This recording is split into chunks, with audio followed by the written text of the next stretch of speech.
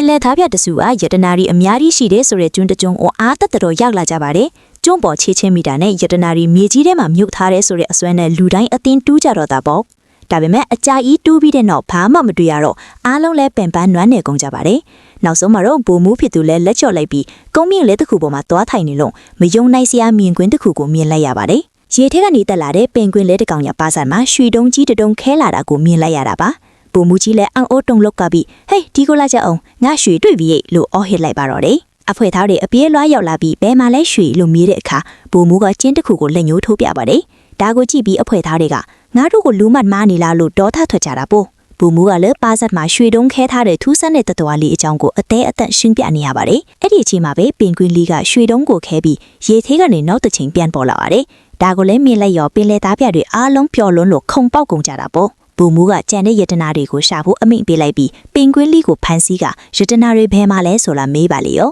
အဲ့ဒီအချိန်မှာအဖွေထေးကလူလေတယောက်ကဒါတက်ရီရှာမဲလေးဗျာဘလို့လောက်စကားပြောမှလဲလို့တတိပေးလိုက်ပါတယ်အဲ့ဒီအချိန်မှာပဲပင်ကွင်းလေးကဘိုမူးလက်ထဲကယုံထွက်ပြီးရေထဲကိုငုတ်ထိုးသွားပါတော့တယ်ဘိုမူးလည်းမလျှော့ပဲပင်ကွင်းနောက်ကိုရေထဲလိုက်ခုန်ချပြီးခြေထောက်ကကျိုးကိုလှန်ဖမ်းလိုက်ပါတယ်ဒါပေမဲ့ပင်ကွင်းလေးကဘိုမူးကိုရေအောက်ထဲအထိအရှိန်နဲ့ဆွဲခေါ်သွားပြီးမှလွှတ်ပေးလိုက်ပါတယ်ဘိုမူးရေပေါ်ပြန်တက်လာတဲ့အခါမှာတော့သူ့မြေပုံထဲမှာပါတဲ့အတိုက်ကြောက်ဆုံကြီးတစ်လုံးကိုမျက်စိရှိတင်တွေ့လိုက်ရပါတော့တယ်ကြောက်ဆုံထဲကကူထဲကိုဝင်လိုက်တဲ့အခါမှာတော့အထဲမှာတင်ပေါ်တစီရှိမိပါတယ်အဲ့ဒီတင်ပေါ်ပေါ်တက်ကြည့်လိုက်တဲ့အခါမှာတော့တစည်းလုံးရွှေတွေနဲ့ပြင်းထန်နေတာကိုတွေ့လိုက်ရလို့ဘိုမူးကြီးမှမျက်လုံးတွေတောင်ပြသွားပါတယ်သူကငါယတနာတွေတွေ့ဒီဟိတ်လို့အားရပါရအော်လိုက်တဲ့အချိန်မှာပဲပင်ကွင်းအုပ်ကြီးကသူ့စီကိုတရက်ချမ်းပြီးဝင်လာပြီးဝိုင်းတိုက်ခိုက်ကြပါတော့တယ်ဘိုမူးကတော့ဇွဲမလျှော့ပဲပင်ကွင်းအုပ်ကြားထရနီရွှေတွေအပြည့်နဲ့တင်ပေါ်ကိုရအောင်ယူပြီးထွက်ပြေးလာခဲ့ပါတယ်သူ့အခွဲသားတွေစီပြန်ရောက်တဲ့အခါမှာတော့သူဟာပင်ကွင်းရာပေါင်းများစွာကိုတယောက်တည်းတိုက်ခိုက်ပြီးဒီယတနာတွေကိုယူလာတာပါဆိုပြီးကြွားလုံးထုတ်ပါတော့တယ်ဒါပေမဲ့မကြားခင်မှာပဲအမှန်တရားကပေါ်လာပါတယ်